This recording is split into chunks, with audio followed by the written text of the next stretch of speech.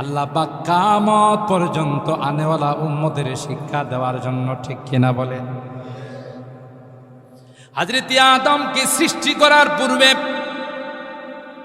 আল্লাহ পাক যখন সৃষ্টি করেন নাই তখন কিন্তু ফেরেশতাদেরকে বলেছিলেন, ইন্নী জাইলুন ফিল আরদি খলিফা, আমি একজন খলিফা বানাবো, আমি একজন প্রতিনিধি বানাবো, যিনি দুনিয়া থেকে আমার প্রতিনিধিত্ব করবে, আমার খেলাফত কায়েম করবে। বলুন তো দেখি, তখন কি আদমের অস্তিত্ব হয়েছিল না হয় নাই? জোরে বলে। আদমকে আল্লাহ এখনো বানান নাই, তখনই আল্লাহ বলেছিলেন ইন্নী জাইলুন ফিল আরদি খলিফা, দুনিয়ার জমিনে একজন খলিফা পাঠাবো। তাইলে বোঝা গেল আল্লাহ আদমকে জান্নাতে রাখার জন্য বানান না, দুনিয়াতে পাঠানোর জন্যই আল্লাহ বানাই।